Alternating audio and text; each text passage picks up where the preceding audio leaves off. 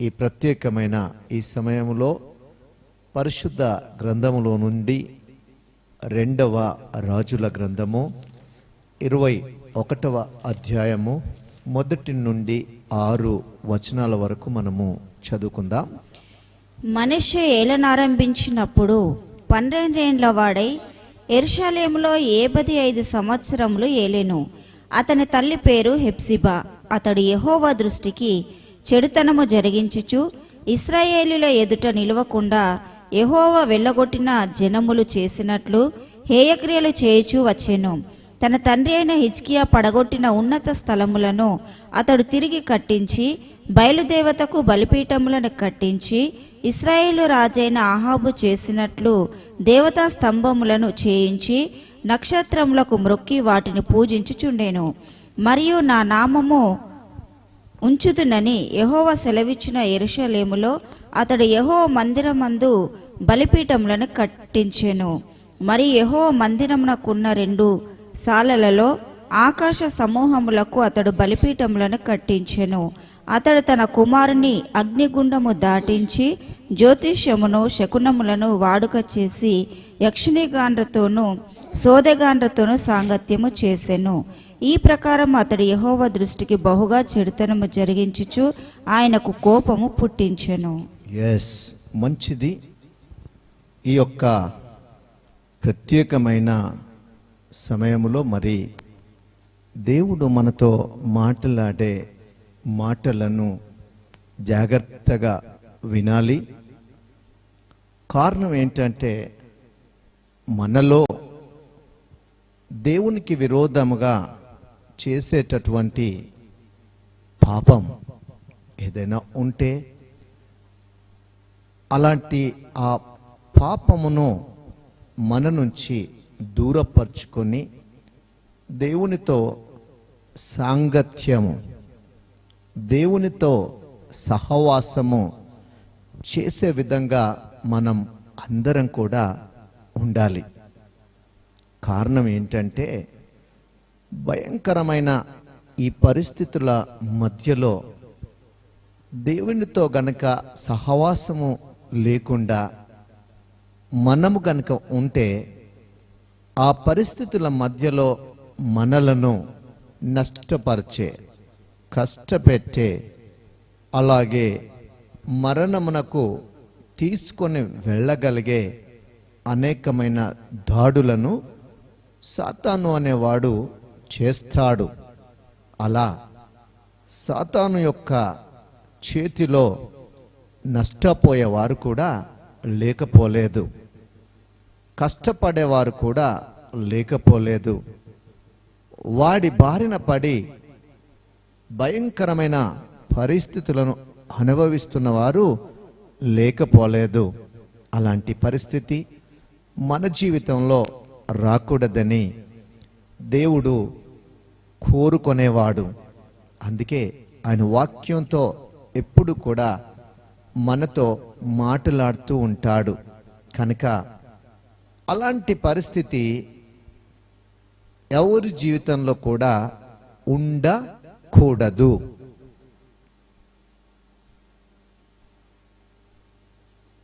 దేవునికి దూరము చేసేటటువంటి పాపము ఎవరి జీవితంలో కూడా ఉండకూడదు. ఇక్కడ చదివినటువంటి వాక్య భాగంలో మనము చూస్తున్నటువంటి వ్యక్తి ఎవరు అన్నప్పుడు మనష్షే. మనష్షే ఎవరు అన్నప్పుడు హిజ్కియా అనబడే రాజు యొక్క కుమారుడు. హిజ్కియా అనే పేరుకు అర్థం యెహోవా బలము కలవాడు అని అర్థం.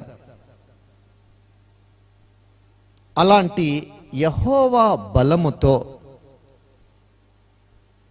ఉన్నటువంటి తండ్రి హిజ్కియా. ఆయన ఎలాంటి వాడు అని అనుకున్నప్పుడు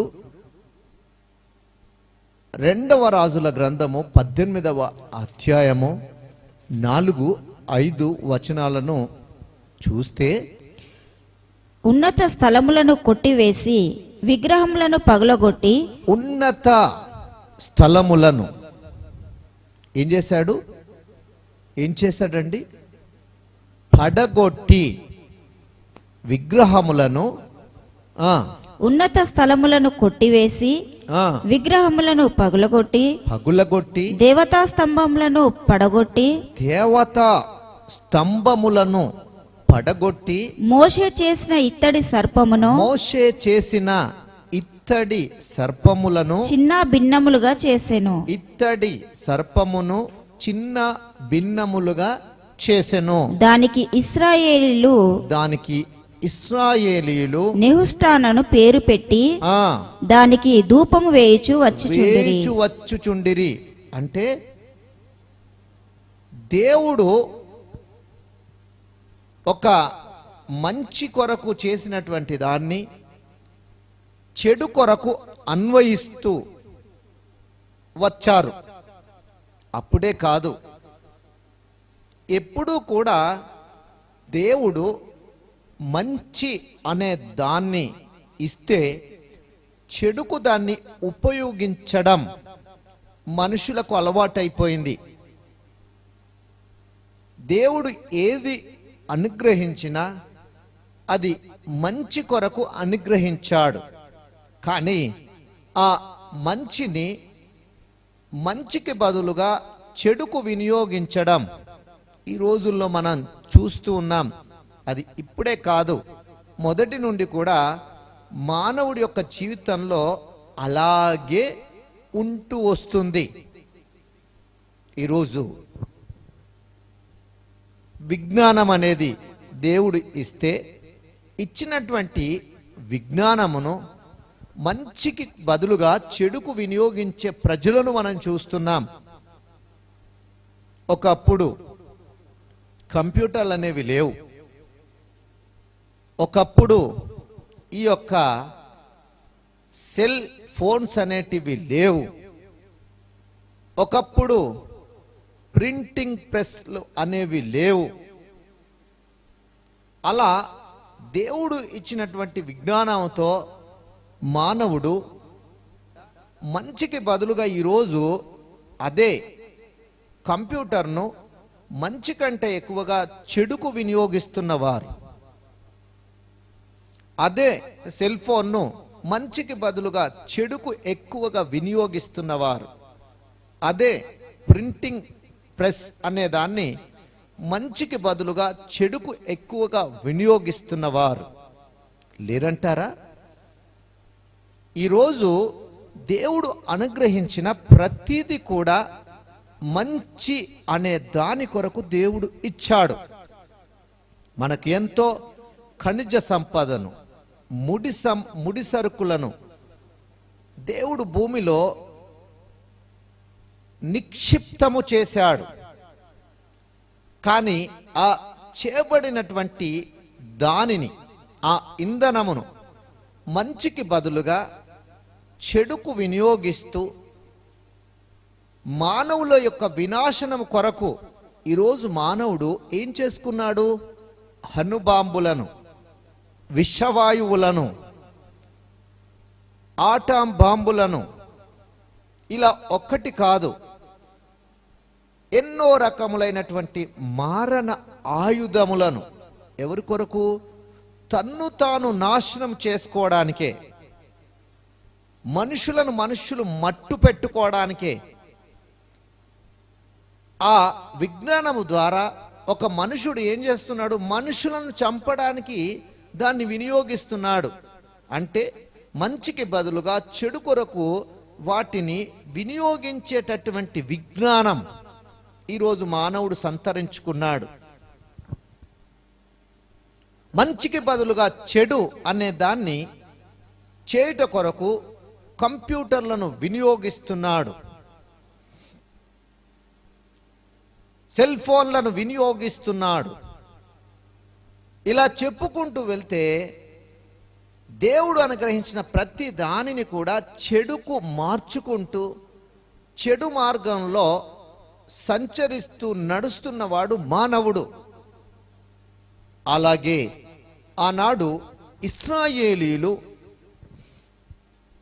అరణ్య మార్గంలో పాపము అనే దానికి అలవాటు పడ్డప్పుడు, పాపపు మార్గంలో వెళుతున్నప్పుడు ఆ పాపమునకు వారి మీదకి వచ్చినటువంటి శిక్ష ఏంటో తెలుసా? విషసర్పముల కాటు చేత అనేకులు మరణించడం. అలా విషసర్పముల చేత మరణిస్తున్న సమయంలో ఆ విషపూరితమైన స్వభావము వారిలో నుండి తొలగించబడుట కొరకు ఆ విషసర్పము యొక్క విషమంతా కూడా మనిషిలో నుండి తొలగిపోవుట కొరకు ఉదాహరణగా దేవుడు ఒక ఇత్తడి సర్పమును చేయించి పెట్టండి, అలా ఇత్తడి సర్పం వైపు చూసిన ప్రతివాడు బ్రతుకుతాడు. ఇది దేనికి సూచనగా దేవుడు చేశాడు అంటే, యేసుక్రీస్తు ప్రభువుల వారు ఈ లోకానికి వచ్చినప్పుడు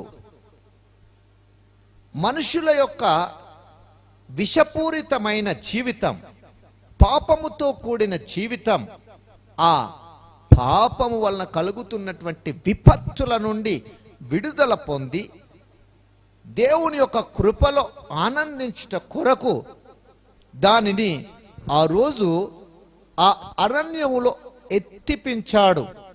యోహాను సువార్త 3వ అధ్యాయము 14వ వచనాన్ని గనుక మనము చదివితే అద్భుతమైనటువంటి దానికి సంబంధించినటువంటి మాటను మనం చూస్తాం.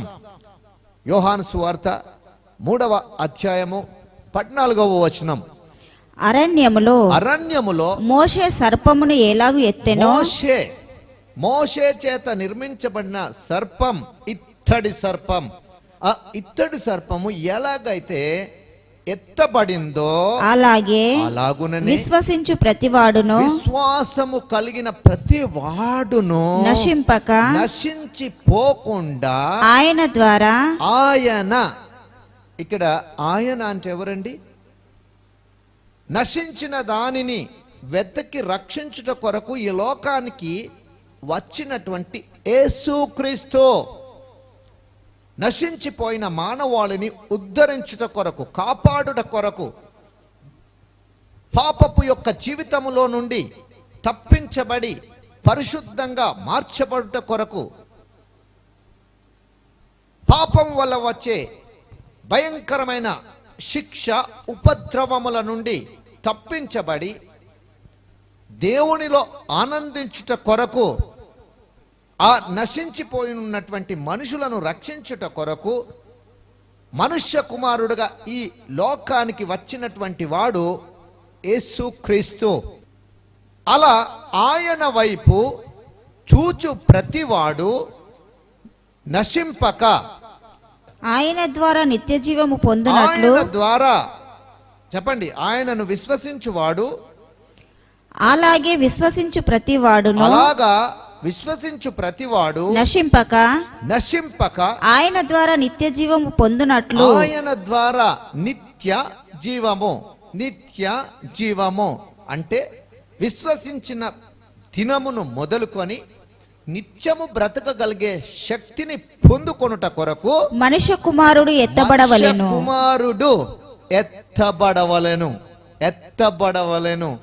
చెప్పండి, ఆ రోజు అరణ్యంలో నశించిపోతున్నటువంటి, పాపముతో నశించిపోతున్న విష సర్పము కాటు చేత నశించబడిపోతున్న వారిని రక్షించుట కొరకు అరణ్యములో ఆ ఇత్తడి సర్పమును ఎత్తినప్పుడు దాని వైపు చూసిన ప్రతి ఒక్కడు ఎలాగైతే బ్రతుకగలిగాడో, అలాగే 2000 సంవత్సరముల క్రితం యేసుక్రీస్తు ప్రభువుల వారు మ్రాను పైన ఎత్తబడ్డాడు. ఆ మ్రాను పైన ఎత్తబడిన ఆయన వైపు చూచే ప్రతి వాడు నశించక నిత్య జీవమును పొందునట్లుగా ఆయన కూడా ఎత్తబడవలెను. ఎప్పుడు ఎత్తబడ్డాడండి? 2000 సంవత్సరాల క్రితం ఈ భూలోకములో నశించిన నా కొరకు, నశించిన నీ కొరకు, నశించిన మానవాళి కొరకు ఎత్తబడ్డవాడు యేసుక్రీస్తు. ఆయన వైపు చూచినప్పుడు, ఆయనను విశ్వసించినప్పుడు నీ జీవితంలో ఉన్న నీ పాపము యొక్క శృంఖలాలు తెంపివేయబడతాయి. నీ పాపం యొక్క జీవితము తొలగించబడుతుంది. అలా తొలగించి బడినటువంటి వారి జీవితంలో పరిశుద్ధత, ఆ పరిశుద్ధతతో పాటుగా రక్షణ ఆనందం అనుగ్రహించబడుట కొరకు ఈ లోకమునకు వచ్చి తన ప్రాణమును అర్పించినటువంటి వాడు క్రీస్తు యేసు. అలా యేసు క్రీస్తు ఎందుకు ఎత్తబడ్డాడు? మన పాపములన్నిటిని కూడా ఆయనలో భరించి సిలువ వేయబడుట కొరకు. మానవుని యొక్క పతనం ఆది ఘటాసర్పము నుండి వచ్చినది. ఆ విషపూరితమైనటువంటి జీవితమునకు అంతము పలకడానికి సూచనగా అరణ్యంలో సర్పము ఎత్తబడింది. కారణం ఏంటంటే ఈ సర్వలోకమును మోసపరిచినది ఆ ఘటా సర్పమే కనుక ఆ సర్పమునకు ఎత్తబడే దినం ఉంది అని దేవుడు గుర్తు చేశాడు. మ్రాను పైన ఎత్తబడిన ప్రతి వాడును శాపగ్రస్తుడు అని తెలియపరిచాడు. అలా శాపపూరితమైన మానవుని యొక్క జీవితాన్ని అక్కడ చూపిస్తున్నాడు. ఎవరిలో? క్రీస్తులో. యోహాను ఏమన్నాడంటే, ఇదిగో లోక పాపములను మోసుకొని పోవు దేవుని గొర్రెపిల్ల. అలా లోకం యొక్క పాపమును మోసుకొని పోవుట కొరకు వచ్చినటువంటి తను అందరి పాపముల కొరకు మ్రాను మీద శాపగ్రస్తునిగా వేలాడదీయబడ్డాడు. ఆయన వైపు చూసిన ప్రతి ఒక్కరి పాపం ఆ వైపు ఆయనలోనికి వెళ్ళిపోతుంది. ఆ పాపమునకు శిక్ష అక్కడ అనుగ్రహించబడుతుంది. అప్పుడు అక్కడ నుండి విడుదలయ్యేది నిత్య జీవం. ఆ విష సర్పాన్ని ఆ తర్వాత కాలంలో వాళ్ళందరూ ఏం చేశారు? ఆరాధించడం మొదలు పెట్టారు, పూజించడం మొదలు పెట్టారు. అదే మమ్మలను కాపాడుతుందన్నటువంటి భక్తి శ్రద్ధలను చూపిస్తూ వచ్చారు. అలాంటి దేవునికి విరోధమైన పాపమును చేస్తున్నటువంటి వారిని ఆ పాపమైనటువంటి పరిస్థితుల నుండి విడిపించడం కొరకు దేవుని పక్షముగా నిలువబడ్డవాడు హిజ్కియా. దేవుని బలముతో నింపబడి దేవుని యొక్క బలముతో ఉన్నటువంటి వాడు హిజ్కియా. అలాంటి హిజ్కియా యొక్క కడుపులో నుండి పుట్టినటువంటి వాడు మనష్షే. హిజ్కియా అనగా యెహోవా బలము కలవాడు అని అర్థం. మరి మనష్షే అంటే మరచునట్లు చేయువాడు అని అర్థం. చూడండి, తండ్రి పేరులో ఉన్న పేరుకు అర్థం, కుమారుడి పేరులో ఉన్న పేరుకు అర్థం ఎంత వ్యత్యాసంగా ఉందో. దేవుని బలముతో నింపబడిన వాడు తండ్రి అయితే, అదే దేవుని మర్చిపోనట్లుగా చేయువాడు కుమారుడు. ఆ కుమారుడి పేరు మనష్షే. అలాంటి మనష్షే దేవునికి విరోధముగా తన పిల్లలు వారు మాత్రమే కాకుండా తను పరిపాలన చేస్తున్న రాజ్యం అంతటిని కూడా భ్రష్టు పట్టిస్తూ వచ్చాడు. దేవునికి విరోధంగా నడిపిస్తూ వచ్చాడు. దేవునికి విరోధమైనటువంటి జీవితమును అలవరుస్తూ వచ్చాడు. అడుగుతున్నాను, దేవునికి దూరంగా చేసేది కానీ, దేవునికి విరోధంగా మనల్ని నడిపించేది కానీ ఈ లోకంలో ఏదైనా ఉందా అంటే దాని పేరు పాపమే. దేవుని నుండి మనల్ని వేరు చేసేది, దేవుని నుండి మనల్ని దూరపరిచేది, దేవుని యొక్క ప్రేమను గ్రహించకుండా చేసేది, దేవుని యొక్క మంచితనాన్ని గ్రహించకుండా చేసేది, ఆయన మంచితనాన్ని మర్చిపోనట్లుగా చేసేది ఈ లోకంలో ఏదైనా ఉందా అని మనం అడిగితే కేవలం పాపము మాత్రమే.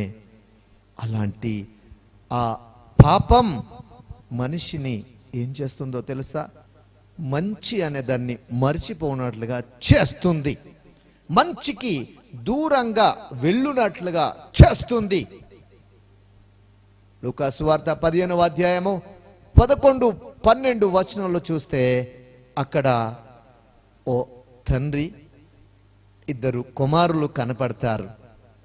ఆ తండ్రి దగ్గరికి చిన్న కుమారుడు వచ్చి ఏం చేస్తాడంటే, నాకు రావాల్సిన దాన్ని నాకు ఇచ్చేయి, నేను పొందుకోవాల్సింది దాన్ని నాకు ఇచ్చేయి. చూడండి, తండ్రి ప్రేమను గ్రహించినటువంటి కుమారుడు తనకు రావాల్సిన వాటాను ఇచ్చేయు అని అడిగి ఆ తండ్రి దగ్గర నుండి తీసుకొని దూర ప్రాంతానికి వెళ్ళిపోయాడు.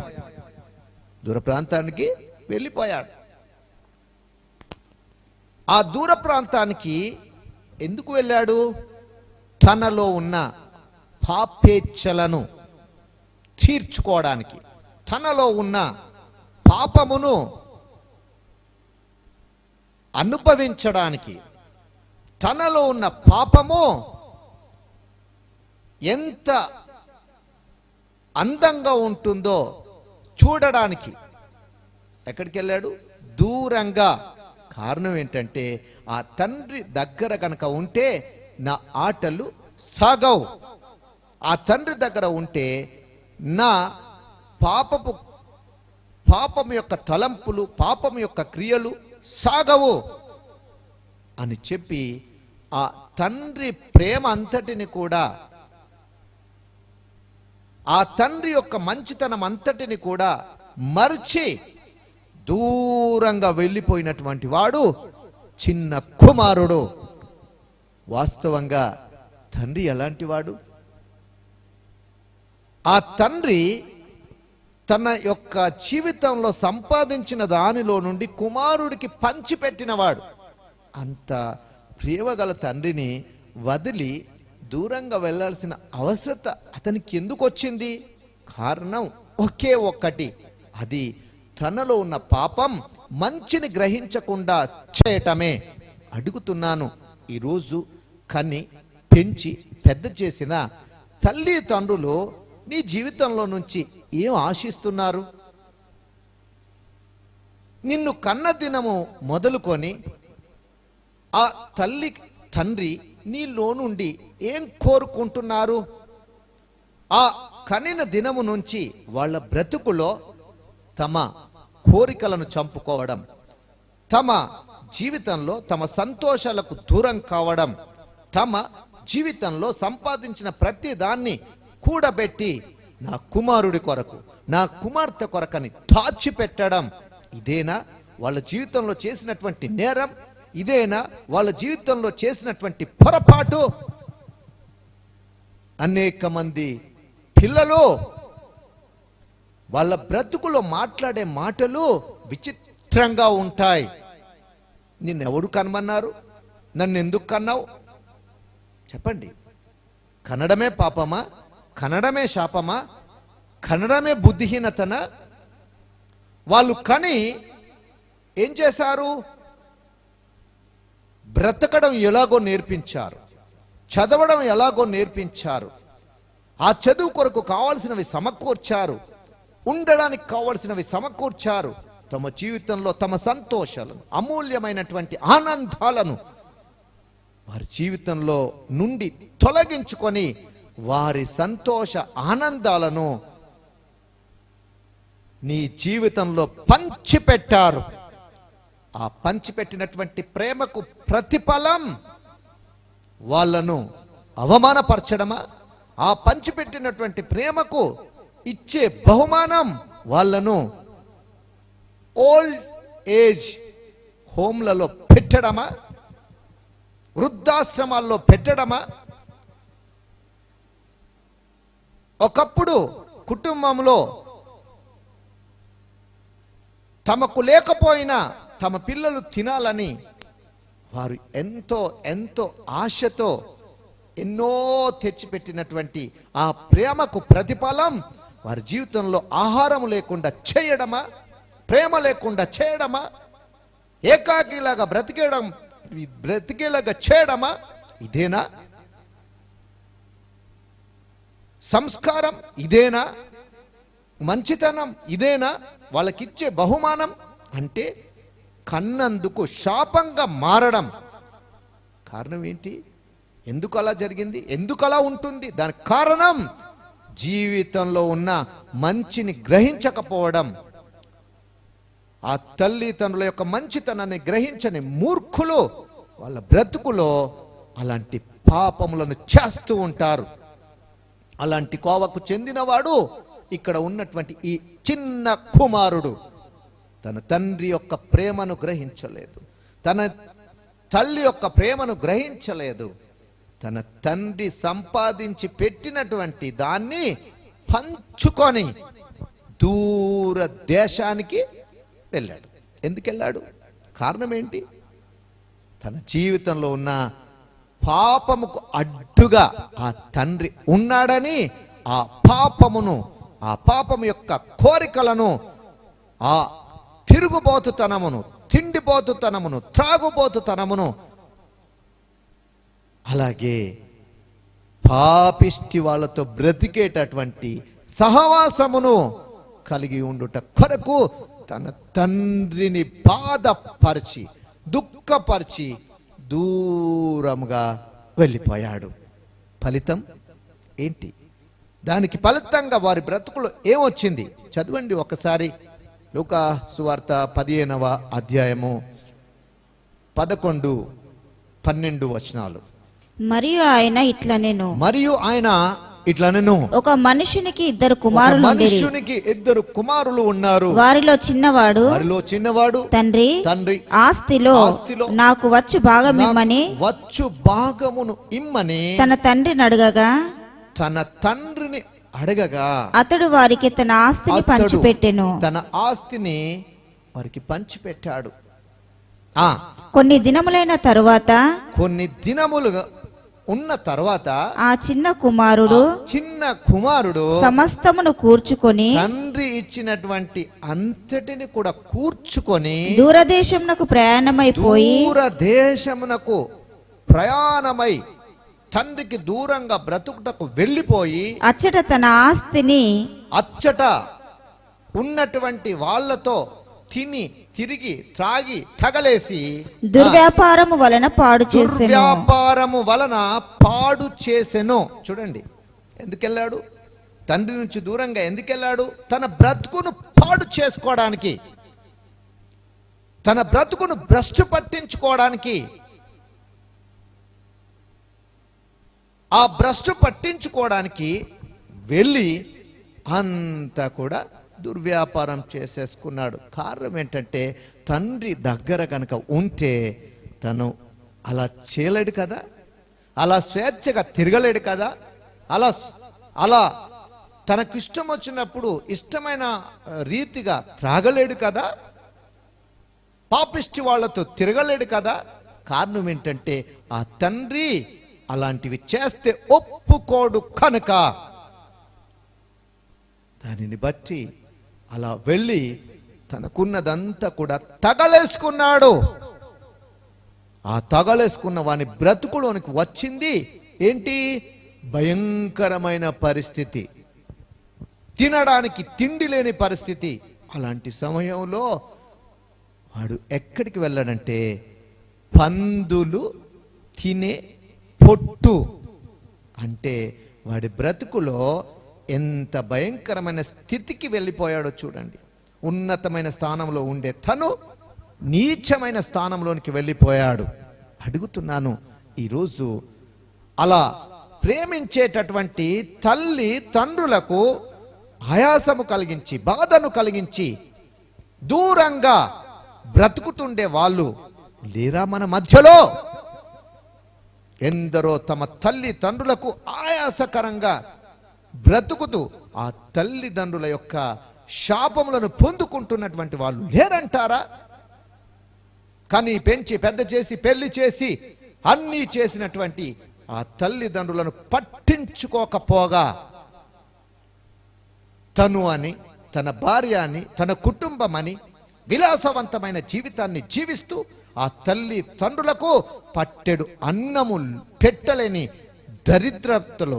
దరిద్రులు లేరంటారా?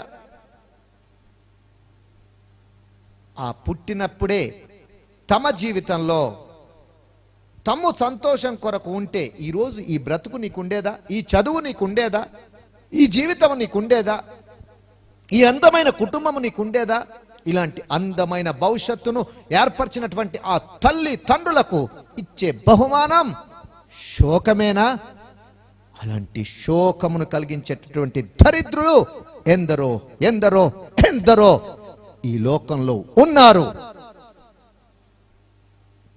అలాంటి దయగలిగినటువంటి తండ్రి కంటే ఇంకా దయగలిగినటువంటి తండ్రి మన పరలోకపు తండ్రి.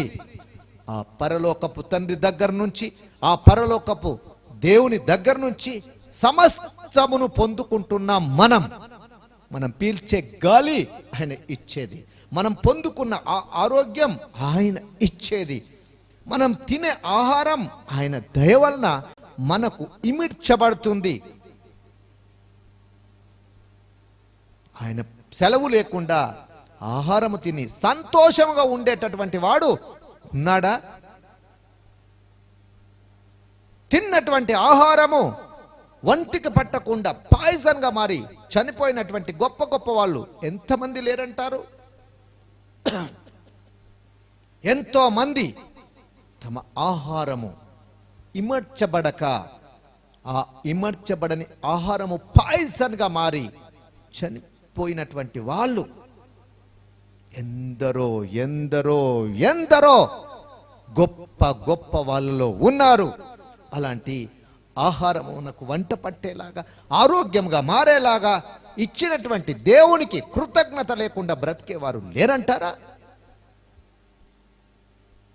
ఎంతో చక్కని వర్షాలను ఇస్తూ, పంటలు పండేలాగా సూర్యరశ్మిని ఇస్తూ, ఆ పంటలను చీడ పురుగులు కొట్టకుండా అవి చక్కగా ఆశీర్వదించబడేలాగా చేసినటువంటి ఆ దేవునికి కృతజ్ఞత లేకుండా ఉండేటటువంటి వారు లేరంటారా? ఇచ్చిన దేవుణ్ణి ఎరగకుండా బ్రతుకుతున్న వారు లేరంటారా? ఇచ్చే దేవుడు ఒకరైతే మరి పూజించేవారు ఇంకొకరు.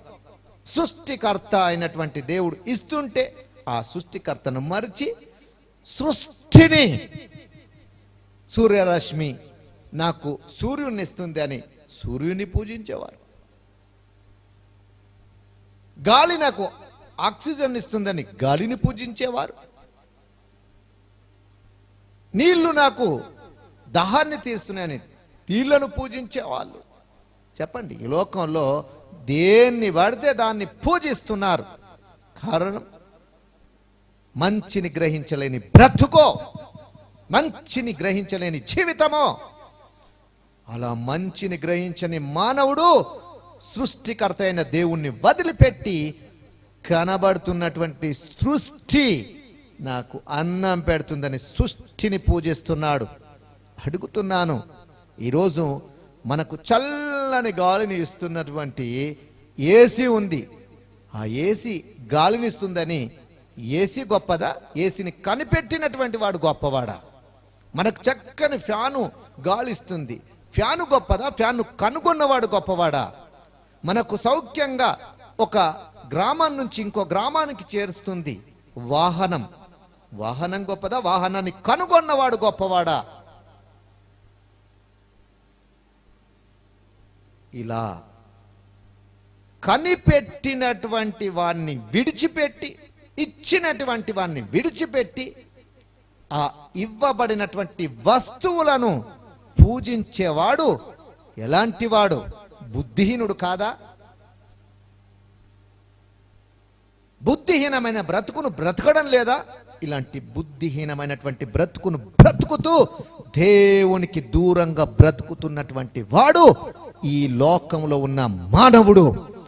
అలాంటి నశించిపోయినటువంటి మానవుని వెతకి రక్షించుట కొరకు వచ్చి తన ప్రాణమును కూడా లెక్క చేయకుండా ప్రాణార్పణమును గావించిన వాడు నేను ప్రకటిస్తున్నటువంటి సజీవుడైన క్రీస్తు, ఆ సజీవుడైన క్రీస్తు నీకు తెలుసా? ఆ నీ కొరకు ప్రాణం పెట్టినటువంటి దేవుడు నీకు తెలుసా? ఈ లోకంలో ఉన్నవాడు నీ కొరకు ఏం చేశాడు? రాజ్యాల కొరకు ఆకాంక్షించిన వారు, భార్యల కొరకు యుద్ధాలు చేసిన వారు, చెప్పండి, వాళ్ళ కొరకు, వాళ్ళ భవిష్యత్తు కొరకు, వాళ్ళ భార్యల కొరకు, వాళ్ళ పిల్లల కొరకు, వాళ్ళ హోదాల కొరకు యుద్ధం చేసిన వాడేమో దేవుడు అంటున్నావు. నీ కొరకు ప్రాణం పెట్టినటువంటి దేవుణ్ణి దేవుడుగా గ్రహించలేని బుద్ధిహీనమైన బ్రతుకులో బ్రతుకుతున్నావు. అడుగుతున్నాను, ఈరోజు అలా నీ కొరకు ప్రాణం పెట్టినటువంటి దేవుడు ఎవరో ఎరిగావా? అలా ఎరగకుండా బ్రతుకుతున్నటువంటి జాతికి చెందినటువంటి వాడు ఈ మనష్షే. ఆ దేవుణ్ణి మర్చిపోనట్లుగా ప్రజలను త్రిప్పుతున్నవాడు ఈ మనష్షే. దేవుని బలముతో నింపబడిన వాడు తండ్రి. అయితే ఆ దేవుణ్ణి మర్చిపోనట్లుగా చేసినటువంటి వాడు ఈ కుమారుడైన మనష్షే. అలా దేవునికి దూరంగా తను వెళ్తూ, అలా దేవునికి దూరంగా తన పిల్లలను అగ్నిగుండాలను నడిపిస్తూ, అలా దేవునికి విరోధంగా తన రాజ్యంలో ఉన్నటువంటి ప్రజలను చెడుపుతున్నటువంటి వాడు ఈ మనష్షే. అలాంటి పరిస్థితుల్లో ఉన్నటువంటి వాడిని హెచ్చరించాడు దేవుడు. అలా హెచ్చరించినా ఆయన మాటను లెక్క చేశాడా? చేయలేదు. చదవండి ఒకసారి 21వ అధ్యాయం, అదే 2వ రాజులు 21 10వ వచనం. కాగా యెహోవా తన సేవకులైన ప్రవక్తల ద్వారా ఈలాగు సెలవిచ్చాడు. చూడండి, ఏం చేశాడు? హెచ్చరిక పంపించాడు. చేస్తున్నటువంటి పాపాలను మార్చుకో. ఏమని? చేసుకుంటున్నటువంటి ఆ అపవిత్రమైన కార్యాలను మార్చుకో. నీ జీవితంలో నువ్వు చేస్తున్నటువంటి దేవునికి విరోధమైన బ్రతుకును మార్చుకో అంటూ దేవుడు ఆ మనష్షాకు ఏం చేశాడు? తన ప్రవక్తల ద్వారా తెలియపరిచాడు. తన ప్రవక్తల ద్వారా తన వాక్కును ప్రకటింపచేశాడు. అలా ప్రకటిస్తున్నా కూడా ఆయన తన జీవితంలో ఆయన మాటను లెక్క చేయకుండా ఉన్నాడు. అలా ఉన్నప్పుడు, అలాంటి పరిస్థితుల్లో కనుక ఉంటే నీ బ్రతుకులో ఏం కలుగుతుంది? 12వ వచనం చదువు. కావున ఇశ్రాయేలీయుల దేవుడైన యెహోవా సెలవిచ్చినదేమనగా, ఏంటంటే, వినువాని రెండు యొక్క రెండు చెవులు గింగురుమనునంత కీడు యెరూషలేము మీదికిని యూదావారి మీదికిని రప్పించబోతున్నాను అని తెలియపరిచాడు. అయినా లెక్క చేశాడా? చేయలేదే. అయినా ఆయన మాట విన్నాడా? వినలేదే. అలా దేవుని మాటను లెక్క చేయకుండా, దేవుని మాటను వినకుండా చేసేది ఈ లోకంలో ఏదైనా ఉందా అంటే అది కేవలం పాపము మాత్రమే. మనిషి యొక్క జీవితంలో పాపము అనేది ఎప్పుడూ కూడా దేవునికి విరోధంగా ఉండేలాగా, దేవునికి విరోధంగా నడిచేలాగా అది మానవుణ్ణి నడిపిస్తుంది. అలాంటి పాపం మనిషి బ్రతుకులో ఏం చేస్తుందో, మనిషి జీవితాన్ని ఎలాగ మలుస్తుందో ఎప్పుడైనా గ్రహించారా? ఏనాడైనా దానిని గురించి ఆలోచించగలిగారా? అలాంటి పాపమును గురించి పరిశుద్ధ గ్రంథంలో ఏం తెలియజేయబడ్డది అన్నప్పుడు హెబ్రీ పత్రిక 12వ అధ్యాయం 1వ వచనాన్ని మనం చూస్తే, ఇంత గొప్ప సాక్షి సమూహము పాపము అనేది మనిషి జీవితంలో చిక్కుల్లో పెడుతుంది అని తెలియపరిచాడు. మనిషి యొక్క జీవితంలో పాపం అనేది చిక్కుల్లో పెడుతుంది. చిక్కులు అంటే అర్థం కాని సమస్యలు. ఒక సమస్య తొలగిపోయింది అనుకుంటే ఇంకో సమస్య వచ్చి చేరడం, ఒక పరిస్థితి బాగుపడింది అంటే ఇంకొక పరిస్థితి వచ్చి మళ్ళీ ఆ బాధల్లోనికి నెట్టడం. ఇలా మనిషి యొక్క జీవితంలో చిక్కులను కలిగిస్తూ, బాధలను కలిగిస్తూ, ఆయాసమును కలిగిస్తూ మనుషులను భయంకరమైన పరిస్థితుల్లో ఉంచేదాని పేరు పాపం. అడుగుతున్నాను, ఈరోజు అలా దేవునికి దూరంగా ఉన్నవారు కానీ, అలా దేవుడు అంటే తెలియకుండా ఉన్నవారు కానీ, అలా దేవుని మాట లెక్క చేయకుండా దేవునికి విరోధంగా బ్రతుకుతున్నవారు కానీ ఉన్నారా? అయితే అలాంటి పాపం నీ జీవితంలో చిక్కులను కలుగజేస్తూ వస్తుంది. నీ జీవితంలో పతనమైనటువంటి పరిస్థితులను కలుగజేస్తూ వస్తుంది. అనేక మంది సహోదరుల యొక్క జీవితాల్లో, సహోదరుల యొక్క జీవితంలో అలాంటి చిక్కులు చిక్కులు చిక్కులుగా ఉన్నటువంటి బ్రతుకు ఏర్పడడానికి కారణం పాపమే. కుటుంబాలలో చిక్కులు ఏర్పడడానికి కారణం పాపమే. మనుషుల మధ్యలో గొడవలు కలగడానికి కారణం పాపమే. శరీరంలో అనారోగ్యాలు కలగడానికి కారణం పాపమే. ఇలా ఒక్కటి కాదండి, అర్థం కాకుండా చిక్కుల్లో చిక్కుల్లో చిక్కుల్లో పెట్టేటటువంటి భయంకరమైనటువంటిది పాపం. అలాంటి పాపమును గుర్తుపట్టావా? అలాంటి పాపం నీ జీవితంలో ప్రభావితం చేస్తుందని, నిన్ను ఈ విధంగా బాధల్లో నెట్టుతుందని గ్రహించగలిగావా? పాపం యొక్క స్వరూపం భయంకరమైనటువంటి పరిస్థితులను కలుగచేయడం. అలాంటి పాపముతో ఉన్నాడు ఎవరు అంటే మనష్షే. ఆయన మాత్రమే కాదు, ఈరోజు ఈ వర్తమానాన్ని వింటున్న వారిలో లేరంటారా? ఈరోజు ఈ వాక్యాన్ని వింటున్నటువంటి వారిలో దేవునికి దూరంగా తీసుకువెళ్ళి ఆ పాపం యొక్క ఊబిలో ఉండి మనశ్శాంతి లేకుండా, ఆరోగ్యం లేకుండా, ఆనందం లేకుండా, కుటుంబ పరంగా, సమాజ పరంగా, సంఘ పరంగా, ఉద్యోగ పరంగా చిక్కుల్లో పడి బ్రతుకుతున్నటువంటి వారు మన మధ్యలో లేరంటారా? అలా చిక్కుల్లోనికి పెట్టే స్వభావం పాపానికి ఉంది. అది మొదటి రకం. మరి రెండవ రకం యోహాను సువార్త 5:14. అట్టు తర్వాత యేసు దేవాలయంలో వానిని చూచి ఇదిగో స్వస్థత నొందితివి, స్వస్థతను పొందావు, మరి ఎక్కువ కీడు నీకు కలగకుండునట్లు నీకు కలగకుండునట్లు ఇకను పాపము చేయకుమని చెప్పగా. ఎక్కడున్నాడు ఇతను? ఎవరితను? 38 సంవత్సరముల నుండి బెతస్దా అనే కోనేరు దగ్గర పడి ఉన్నటువంటి వాడు.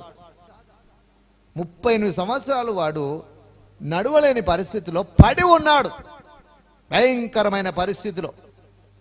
అలా భయంకరమైన ఆ పరిస్థితి కంటే ఇంకా మరి ఎక్కువైన కీడు నీ జీవితంలో కలగకూడదు అంటే నీవు పాపము చేయకూడదు అని దేవుడు ఆజ్ఞాపించాడు. ఎక్కడున్నాడు మరి ఈయన? సమాజ మందిరంలో, దేవుని యొక్క ఆలయంలో. ఈరోజు అలా దేవునిని సేవిస్తూ, పాపమును విడవకుండా, పాపముతో చలగాటమాడుతూ ఆలయాల్లో ప్రార్థన చేసేవాళ్ళు, పాటలు పాడేవాళ్ళు, ప్రసంగాలు చేసేవాళ్ళు, అలాగే పాపమును విడవకుండా దేవుని పిల్లలమని చెప్పుకునేవాళ్ళు లేరా? లేరా? లేరా? పాపం అంటే ఏంటో ఎరగకుండా, పాపమును లెక్క చేయకుండా పరిశుద్ధంగా జీవించాల్సిన వారు ఆ పరిశుద్ధతను వదిలిపెట్టి పాపమును చేస్తూ ప్రార్థనలో పాల్గొనేవారు, సంఘాల సహవాసాల్లో కూడేవారు లేరా అండి? అనేకులు ఇలా పాపమును విడవకుండా పరిశుద్ధులం అనే కనబడేటటువంటి వారుగా ఉండేటటువంటి వారిలో ఏం కనబడుతుంది? మరి ఎక్కువైన కీడు. అందుకే అనేకుల జీవితాల్లో ఇలాంటి కీడు కనబడుతూ ఉంటుంది. చాలామంది వచ్చి కొన్ని మాటలను చెప్తారు. ఏంటమ్మా నీ జీవితంలో యేసు ప్రభువుని నమ్ముకున్న తర్వాత నీ బ్రతికి ఏం బాగుపడింది అంటున్నారయ్యా అని అనడం. యేసు ప్రభువుని నమ్ముకున్న తర్వాత నీ జీవితంలో సంతోషం ఉందా అని చెప్పేటటువంటి వారు. చెప్పండి, యేసు ప్రభువుని నమ్ముకున్న తర్వాత నీ బ్రతుకులో, నీ కుటుంబంలో, నీ జీవితంలో ఏముంది అని లోకంలో ఉన్నవారు క్వశ్చన్ వేశారని వచ్చి చెప్పేటటువంటి వారు. మరి వారి జీవితంలో దేవుడి ఆజ్ఞల చొప్పున నడుస్తున్నారా? అలా నడవకుండా వాళ్ళు అంటున్నారు, వీళ్ళు అంటున్నారు. వాళ్ళు అనే పరిస్థితి తెచ్చుకుంది ఎవరు? నీవే కాదా? దేవుని దగ్గర దొంగగా ఉంటూ దేవుణ్ణి లెక్క చేయకుండా తిరుగుతూ పరిశుద్ధ దినాన్ని పరిశుద్ధంగా ఆచరించకుండా ప్రయాణాలు చేయడం, విందులకు వెళ్ళడం, వినోదాలు చేసుకోవడం, ఇలా ఒక్కటేంటి దేవుని నీతికి విరోధమైన పాపాలన్నీ చేస్తూ దేవుని పిల్లలమని చెప్పుకుంటూ దేవుని దగ్గరకు వచ్చినంత మాత్రాన పరిస్థితులు మారుతాయా? అలా పరిస్థితులు మారకపోగా లోకంలో ఉన్నటువంటి వారు ఏం మారింది నీ బ్రతుకులో అని అడిగితే దాన్ని తెచ్చి మళ్ళీ సిగ్గు లేకుండా చెప్పడం. ఆ మాట చెప్పడానికి సిగ్గు లేదు, ఆ మాట చెప్పడానికి బుద్ధి లేదు. పరిశుద్ధ గ్రంథంలో ఏం చెప్పబడ్డది? ఆయన చిత్తానుసారంగా నడిచినటువంటి వారి జీవితంలో బీదలు ఉండనే ఉండరు. ఏం చెప్పాడు? ఆయన ఆజ్ఞల చొప్పున నడిచినటువంటి వారి బ్రతుకులో ఏముంటుందని చెప్పాడు. చదవండి ఒకసారి, ద్వితీయోపదేశకాండం 15వ అధ్యాయం 5. కావున నేడు నేను నీకు ఆజ్ఞాపించుచున్నా, నేను నీకు ఆజ్ఞాపించుచున్నా ఈ ఆజ్ఞలన్నిటిని అనుసరించి నడుచుకొనుటకు నీ దేవుడైన యెహోవా మాటను జాగ్రత్తగా వినిన ఎడల మీలో బీదలు ఉండనే ఉండరు. మీలో బీదలు ఉండనే ఉండరు. ఇప్పుడు దేవుని మాట విననందు వల్ల నీ బ్రతుకులో అది ఉంది అన్న విషయం క్లియర్గా దేవుడు నీతో మాట్లాడుతున్నాడు. చెప్పండి, ఆలయానికి వెళ్తున్నటువంటి వాళ్ళలో దేవుని యొక్క భాగాన్ని దొంగిలించకుండా దేవునికి ఇచ్చేటటువంటి స్వభావం ఎంతమందిలో ఉంది?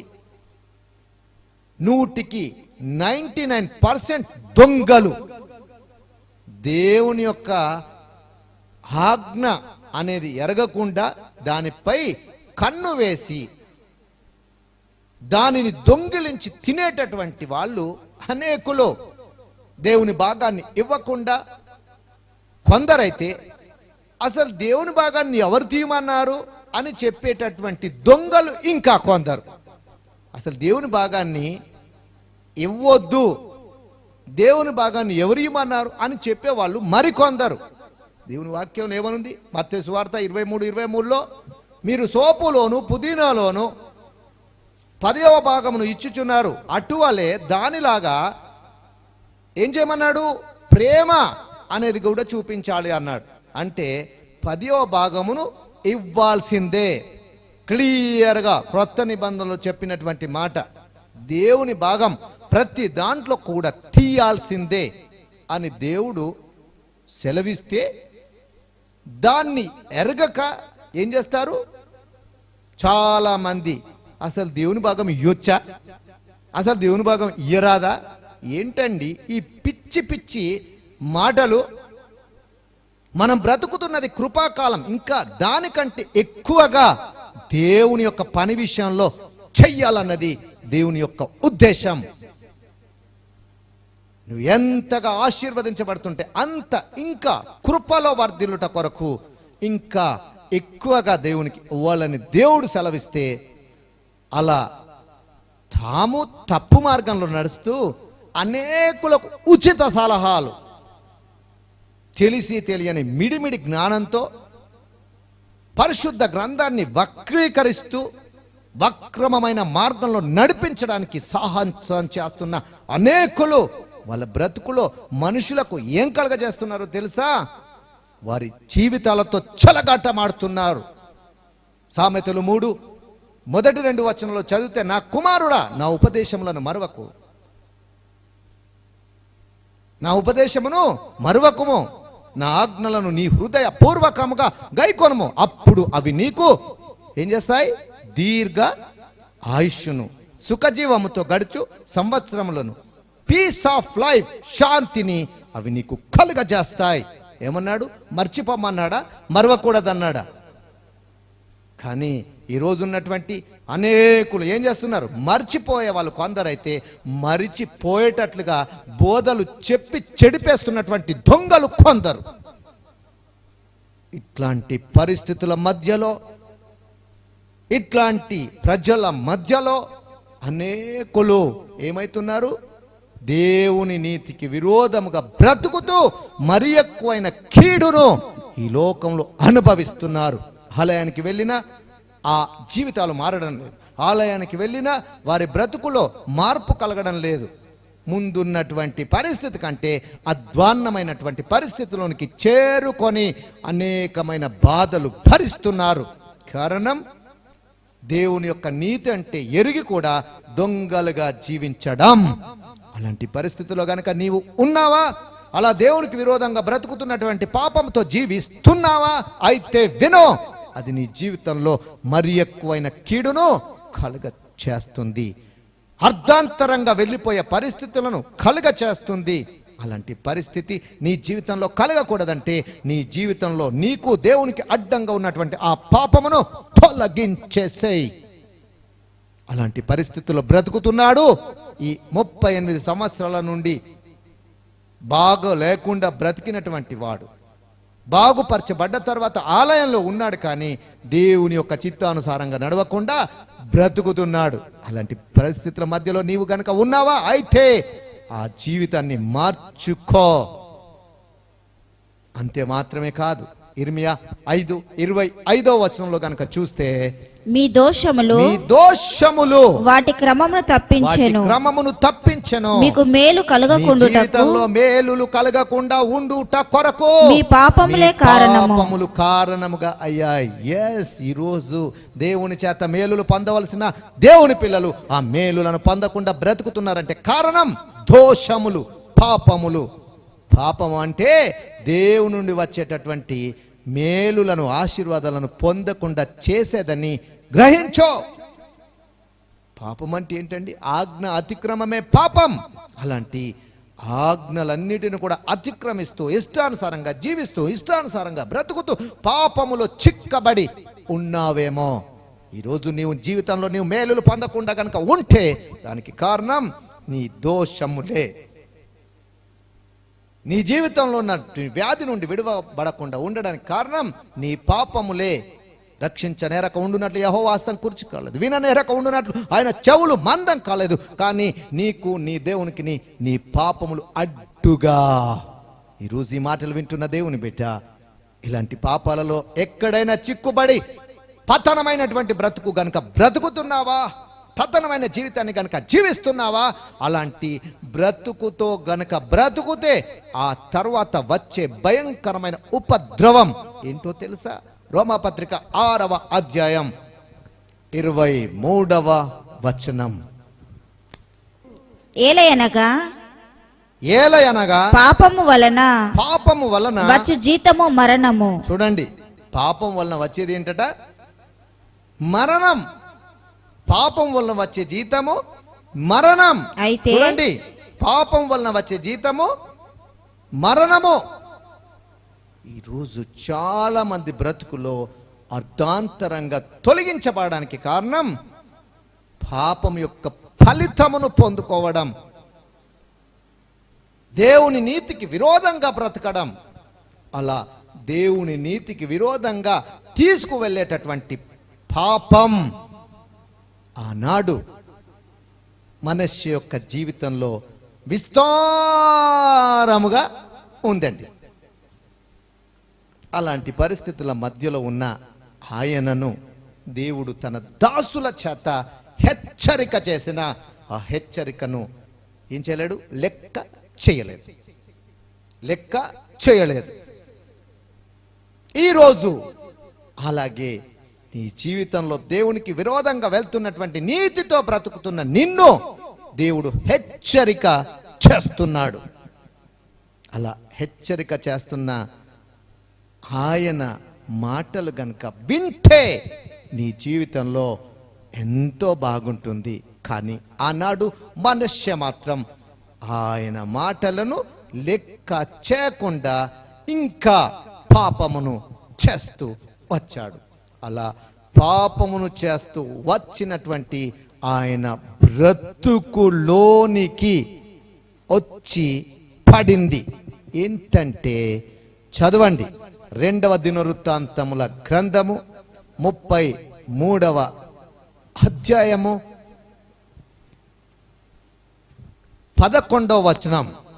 కాబట్టి యెహోవా అష్షూరు రాజు యొక్క సైన్యాధిపతులను వారి మీదికి రప్పించెను. మనష్షే తప్పించుకొని పోకుండా వారు అతనిని పట్టుకొని గొలుసులతో బంధించి అతనిని బబులోనులోకి తీసుకొని పోయిరి. చెప్పండి, ఎంత చెప్పినా వినకుండా విస్తారముగా దేవునికి విరోధంగా వెళ్తూ వచ్చాడు. పాపం అంటే అలాంటిదే. పాపం అనేది చేయడానికి ఎవరైతే పూనుకుంటారో, పాపం అనే దాన్ని విడవకుండా ఎవరు ఉంటారో, ఆ పాపం ఏం చేస్తుందో తెలుసా? దేవునికి దూరంగా నడిపిస్తూ ఒకటి తర్వాత ఒకటి చేపిస్తూ వస్తుంది. అందుకే ఒక భక్తుడు పాట పాడాడు. ఏం పాట? చేయకు పాపము స్నేహితుడా, చెడుగును విడునా సోదరుడా. చేయకు పాపము స్నేహితుడా, చెరుగును విడునా సోదరుడా. ఊరిలోని నూకల నాశించి పరుగీడు పాక్షి పడు రీతి. ఊరిలోని నూకల నాశించి పరుగీడు పాక్షి పడు రీతి. జడియక పాపముతో ఆటాడిన కడువేగముగా కాల్చునది. అలా జడియకుండా పాపమునకు భయపడకుండా పాపముతో ఇష్టంగా తాను ఉన్నటువంటి ఆ పరిస్థితుల్లో దేవుడు ఎన్నో మార్లు హెచ్చరిక చేశాడు.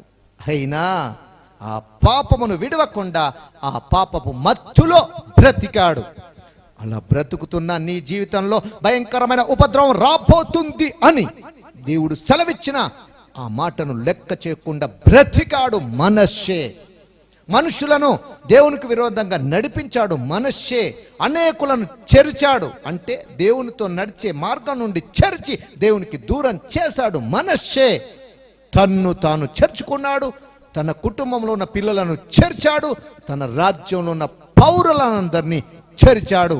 అలా చేర్చినటువంటి వాడి బ్రతుకులో వచ్చి పడింది ఆ భయంకరమైన పరిస్థితి.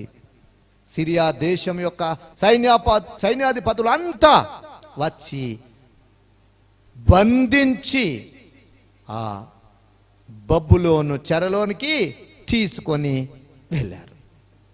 ఆ భయంకరమైనటువంటి మరణ అపాయకరమైన పరిస్థితిలోనికి వెళ్ళారు. ఏం చేశారు? గొలుసులతో ఇంకా ఎక్కడ తప్పించుకొని పోకుండా చంపడం కొరకు తీసుకొని వెళ్ళారు.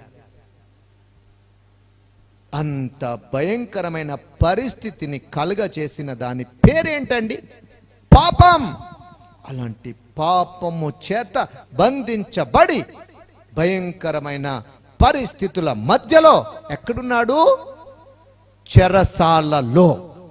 ఏ చెరసాలలో? బబులోనులో ఉన్న చెరసాలలో బంధించబడి ఉన్నాడు. ఇక తన జీవితంలో దిక్కు ఎవరు? తన జీవితంలో కాపాడేవారెవరు? ఇప్పటి వరకు తన జీవితంలో సేవించినటువంటి దేవతలు విడిపిస్తాయా? ఇప్పటి వరకు తన జీవితంలో నమ్ముకున్నటువంటి మనుషులు, సైన్యం కాపాడతారా? ఇక కాపాడేవారు దిక్కు ఎవ్వరు కూడా లేరు. ఈ మాటలు వింటున్నటువంటి ప్రజలారా, ఈ మాటలు వింటున్నటువంటి దేవుని ప్రజలారా, అలా పాపము చేత త్రిప్పబడి ఆ పాపములో బంధించబడి ఉన్నారా? అలాంటి భయంకరమైన బ్రతుకులో బంధించబడి గనుక ఉన్నారా? అలాంటి భయంకరమైన స్థితిలో గనుక బంధించబడి ఇక నా బ్రతుకు అయిపోయింది,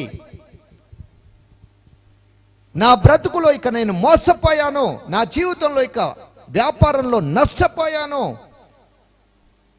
నా కుటుంబ పరిస్థితులన్నీ అధ్వానంగా మారిపోయాయి, నా భర్త నన్ను మోసం చేస్తున్నాడు, నా పిల్లలు నన్ను మోసం చేస్తున్నారు, నా వ్యాపారంలో నేను నష్టపోయాను, ఇక నా బ్రతుకులో ఇక ముందు భవిష్యత్తు లేదు, ఇక నాకు మరణమే శరణ్యం అనే బ్రతుకు మధ్యలో బంధించబడిన వారు ఈ వాక్యాన్ని వింటున్న వారిలో ఉన్నారా? అయితే వినండి, ఈరోజు దేవుడు నీతో మాట్లాడుతున్నాడు. దేవునికి విరోధంగా బ్రతికి భయంకరమైన పరిస్థితిని, భయంకరమైన వ్యాధిని, భయంకరమైన సమస్యలను, భయంకరమైన జీవితాన్ని కొని తెచ్చుకున్న నీతోనే దేవుడు ఈరోజు మాట్లాడుతూ ఉన్నాడు. నీతోనే దేవుడు ఈరోజు సూటిగా మాట్లాడుతున్నాడు. అలాంటి ఆ భయంకరమైన పరిస్థితుల మధ్యలో బంధించబడిపోయి ఉన్నటువంటి మరణ అపాయకరమైన స్థితిలో ఉన్నటువంటి మనష్షే ఏం చేశాడు అన్నప్పుడు అదే 33వ అధ్యాయములో 12వ వచనాన్ని చదవండి. అతడు శ్రమలో ఉన్నప్పుడు తన దేవుడైన యెహోవాను బ్రతిమిలాడుకొని తన పితరుల దేవుని సన్నిధిని తన్ను తాను బహుగా తగ్గించుకొని ఏం చేశాడు? ఇప్పటిదాకా గర్విష్ఠిగా ఉన్నాడు. దేవుణ్ణి లెక్క చేయకుండా, దేవుని మాటలను లెక్క చేయకుండా, దైవజనులను లెక్క చేయకుండా, ప్రవక్తలను లెక్క చేయకుండా తను తన ఇష్టానుసారంగా గర్విష్ఠిగా బ్రతికాడు. అలాంటి గర్విష్ఠితనంగా బ్రతికి ఇష్టానుసారంగా తిరిగినటువంటి దానికి ప్రతిఫలముగా ఆ భయంకరమైన ఉపద్రవం వచ్చి మరణ అపాయకరమైన స్థితిలో బంధించబడి ఇక చావే అనే పరిస్థితుల మధ్యలో ఉన్న ఆ సమయంలో ఏం చేశాడు? ఇప్పటి వరకు లెక్క చేయకుండా బ్రతికిన, దేవుని మాట వినకుండా ఉన్న ఆ దేవుని వైపు చూస్తూ ఏం చేశాడు? తగ్గించుకున్నాడు. ఎక్కడ? ఎవరు రక్షించలేనటువంటి స్థలంలో ఉండి ఏం చేశాడు? దేవుని వైపు తిరిగి ప్రార్థన చేస్తున్నాడు. తగ్గించుకొని ప్రార్థన చేస్తున్నాడు. అయ్యా, నేను పాపిని, ఎన్నోసార్లు ఆలయంలో మీ మాటలను విన్నాను, దైవజనులు మీ మాటలను నాతో మాట్లాడారు, ఎన్నో మార్లు నన్ను హెచ్చరించావు, టీవీలో వచ్చే వాక్యం ద్వారా హెచ్చరించారు, ఇంటికి వచ్చే దైవజనుల ద్వారా హెచ్చరించారు, దేవుని మందిరంలో ప్రకటించే దైవజనుల ద్వారా మాట్లాడారు. అయినా నా జీవితంలో లెక్క చేయకుండా ఉన్నాను. ఈ భయంకరమైన ఉపద్రవంలో తప్పించుకోలేని అపాయకరమైన పరిస్థితిలో ఉన్నాను అని దేవుని వైపు తిరగడం. ఆనాడు మనష్షే ఆ భయంకరమైన పరిస్థితిలో దేవుని వైపు తిరిగాడు. అప్పుడు దేవుడు చెప్పిన మాటలన్నీ, ప్రవక్తల ద్వారా మాట్లాడిన మాటలన్నీ గుర్తుకు వచ్చి కన్నీరు మున్నీరుగా ఏడుస్తూ పశ్చాత్తాపంతో దేవునికి మొర్ర పెడుతూ వచ్చాడు. ఈరోజు ఈ మాటలు వింటున్న దేవుని బిడ్డ అలా దేవుని లెక్క చేయకుండా, దైవజనులను లెక్క చేయకుండా, దేవుడు ఎన్నో మాటలు మాట్లాడుతూ ఉన్నా లెక్క చేయకుండా బ్రతుకుతూ వచ్చిన నీ జీవితంలో నీకు ఉన్నటువంటి వ్యాధి, నీకు ఉన్నటువంటి బాధ, నీకు ఉన్నటువంటి కుటుంబ పరిస్థితులు, నీ జీవితంలో ఉన్నటువంటి అనేకమైన భయంకరమైన పరిస్థితులు, అలాంటి పరిస్థితుల్లో మధ్యలో బంధించబడి చిక్కబడి మరణ అపాయకరమైన వ్యాధితో బాధింపబడుతూ ఈ మాటలు వింటున్నావా? అయితే దేవుడు ఈరోజు నీతోనే మాట్లాడుతున్నాడు. ఇక నన్నెవరు కాపాడలేని స్థితిలో ఉన్నానని, ఇక మరణమే శరణ్యమని, ఆత్మహత్యే నా జీవితంలో ఉందని అనుకుంటున్న నీతో దేవుడు మాట్లాడుతూ ఉన్నాడు. అలాంటి పరిస్థితిలో ఉన్న మనష్షే పశ్చాత్తాపముతో ప్రార్థన చేశాడు. ఈరోజు నీవు కూడా ఆయన వైపు తిరిగి అలాంటి పశ్చాత్తాపముతో దేవుని వైపు తిరిగి ప్రార్థన చేస్తావా? అయితే నేను ప్రకటించే దేవుడు, నేను పూజించే దేవుడు, నీతో మాట్లాడుతున్న దేవుడు ఎలాంటి వాడో ఒక్కసారి పరిశుద్ధ గ్రంథంలో చూద్దాం. అక్కడే 13వ వచనం. ఆయనకు మొరలిడగా, ఆయనకు మొర్ర పెట్టగా ఆయన అతని విన్నపములను ఆలకించి, విన్నపములను ఏం చేశాడు? ఆలకించాడు. దేవుడు ఎలాంటి వాడంటే కరుణ వాత్సల్యత కలిగిన వాడు. నీవు ఆయన వైపు తిరిగినప్పుడు ఆయన నిన్ను బహుగా ప్రేమించేటటువంటి వాడు. ఆనాడు తన ఆస్తంతా తగులబెట్టాడు తప్పిపోయిన కుమారుడు, చిన్న కుమారుడు. తన ఆస్తినంతా తీసుకుపోయి ఇష్టానుసారంగా త్రాగడానికి, ఇష్టానుసారంగా వేశ్యలతో తిరగడానికి, ఇష్టానుసారంగా స్నేహితులతో వృధాగా జల్సా చేయడానికి తన ఆస్తి అంతా తగులబెట్టేశాడు. అలాగే మనుష్య కూడా ఇష్టానుసారంగా ఉండి బ్రతికాడు. అలా ఉన్నటువంటి మనుష్యే దేవుని వైపు తిరిగి మరణ అపాయకరమైన పరిస్థితుల్లో దేవునికి మొరపెట్టాడు. అలా తప్పిపోయినటువంటి లేదా చిన్న కుమారుడు ఆ పందుల దొడ్డిలో ఉండి తన లెక్కలను వేసుకొని ఏం చేశాడు? నేను తిరిగి నా తండ్రి దగ్గరకు వెళ్తాను, నా తండ్రి దగ్గర నేను నా పాపములను ఒప్పుకుంటాను అని లేచి ఏం చేశాడు? లేచి ఈరోజు దేవుడు నీతో కూడా అదే కోరుకుంటున్నాడు. నీ ఉన్న పాపాలలో నుండి లే, నీ ఉన్నటువంటి ఆ భయంకరమైన పాపపు జీవితంలో నుండి లే. ఇక నా జీవితంలో నేను ఈ పాపాలలో ఉండను, ఈ పాపాలు నాకొద్దు అని ఆ పాపములో నుండి లే. ఇప్పటి వరకు రహస్యంగా నీ జీవితంలో నీ భర్తకు తెలవకుండా చేస్తున్న పాపములో నుండి లే. ఇప్పటి వరకు నీ జీవితంలో నీ తల్లిదండ్రులను కప్పిపుచ్చి చేస్తున్న పాపములో నుండి లే. ఇప్పటి వరకు ఇంట్లో ఎవరికి తెలవకుండా త్రాగుతూ తిరుగుతూ జులాయిగా ఉంటున్న ఆ పాపములో నుండి లే. ఈరోజు నువ్వు ఏ పాపంలో బంధించబడ్డావు? ఏ భయంకరమైన ధన వ్యామోహంలో బంధించబడి పాపమునకు నీ శరీరాన్ని అప్పగిస్తున్నావు? ఆ పాపములో నుండి లే. ఆ పాపములో నుండి లేచి ఆనాడు ఆ కుమారుడు ఏం చేశాడు? తండ్రి వైపు అడుగులు వేస్తూ ఉన్నాడు, తండ్రి వైపు నడుస్తూ ఉన్నాడు. అలా తండ్రి వైపు నడుస్తూ ఆ ఉన్నటువంటి ఆ కుమారుణ్ణి దేవుడే, ఆ తండ్రి ఏం చేస్తున్నాడు? దూరము నుండి కనిపెట్టి చూస్తున్నాడు. దూరము నుండి కనిపెట్టి చూస్తున్నాడు. నా కుమారుడు ఎప్పుడు వస్తాడా, నా కుమారుడు ఎప్పుడు వస్తాడా, నా కుమార్తె ఎప్పుడు వస్తుందా అని కనిపెట్టుకొని చూస్తున్న కరుణ కలిగిన దేవుడు. ఎందుకు మరి? చావకుండా బ్రతికించడానికి. ఎందుకు మరి? ఆ వ్యాధిలో నుండి విడిపించడానికి. ఎందుకు మరి? నీ ఉన్నటువంటి ఆ భయంకరమైన పాపము నిన్ను కాటివేయక ముందు నిన్ను రక్షించి కాపాడటానికి. అలాంటి కరుణామయుడు నీ కొరకు చూస్తున్నాడు.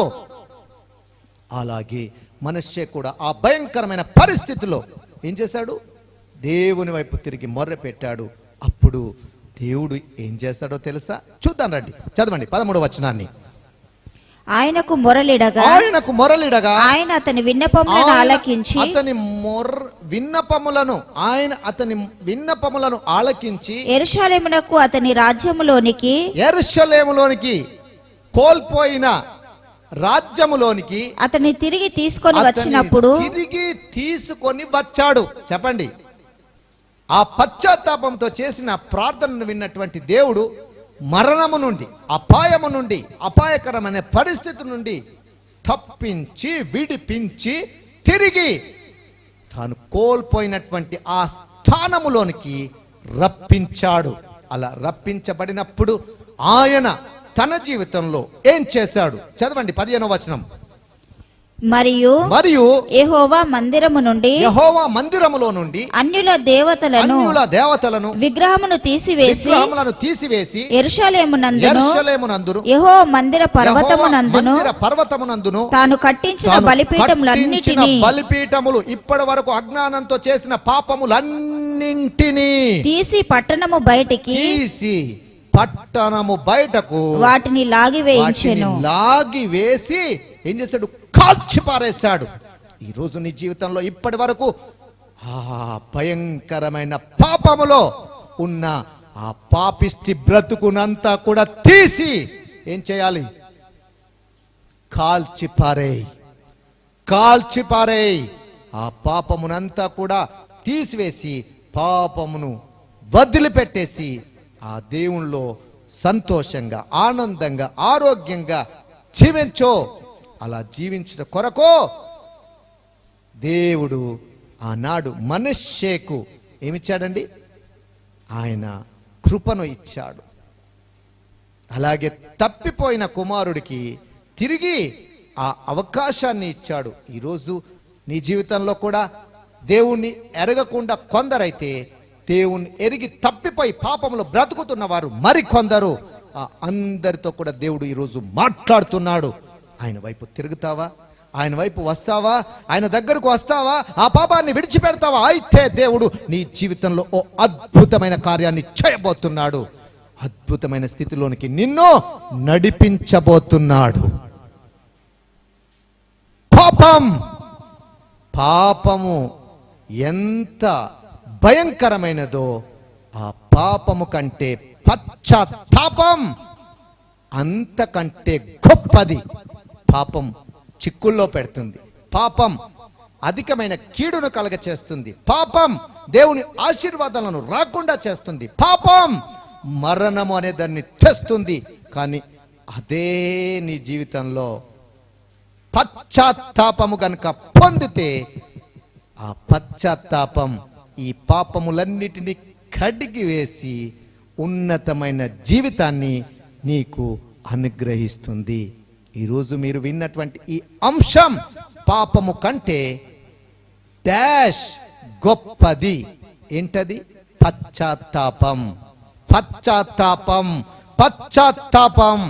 ఆ పశ్చాత్తాపము నీ జీవితంలో పొందుకుంటే నీ జీవితంలో అమూల్యమైన జీవితాన్ని దేవుడు నీకు నీకు నీకు ఇవ్వబోతున్నాడు. ఈరోజు ఆయన వైపు తిరిగి ఆయన కృపను పొందుతావా? అయితే నాతో కలిసి ప్రార్థన చేయి. పరిశుద్ధుడా, మిక్కిలి ప్రేమగల తండ్రి, మీకు స్తోత్రాలు. ఎంత మట్టుకు పాపము ఎంత భయంకరమైందో దానికంటే పశ్చాత్తాపం ఎంత శక్తి కలిగినదో నాకు తెలియపరిచారు. పాపము కంటే పశ్చాత్తాపము ఎంత గొప్ప కృపను పొందుకునేలాగా చేస్తుందో మనష్షే ద్వారాను, అలాగే తండ్రి ఎదుట నుండి దూరంగా వెళ్ళిపోయిన రెండవ కుమారుడి ద్వారాను మాతో మాట్లాడారు. అలా తప్పిపోయిన వారు ఈ వాక్యాన్ని విన్న వారిలో ఉండొచ్చు. అలా దేవుడంటే ఎరగకుండా పాపపు బంధకములలో బంధించబడి హింసింపబడుతున్న వారు ఈ వాక్యాన్ని విన్న వారిలో ఉండొచ్చు. అలాంటి వారందరినీ కూడా మీ వైపు తిరుగుటకు మీరిచ్చిన అవకాశాన్ని బట్టి స్తోత్రాలు అయ్యా. ప్రతి ఒక్కరూ మీ వైపు తిరిగి ఉంటుండగా ప్రతి ఒక్కరిని కూడా విడిపించి, రక్షించి, కాపాడి మీ నామమునకు మహిమకరంగా జీవించే కృప అనుగ్రహించి కృప చూపమని యేసుక్రీస్తున్నత నామాన్ని బట్టి ప్రార్థిస్తూ ఉంటున్నాను తండ్రి. Amen, amen, amen.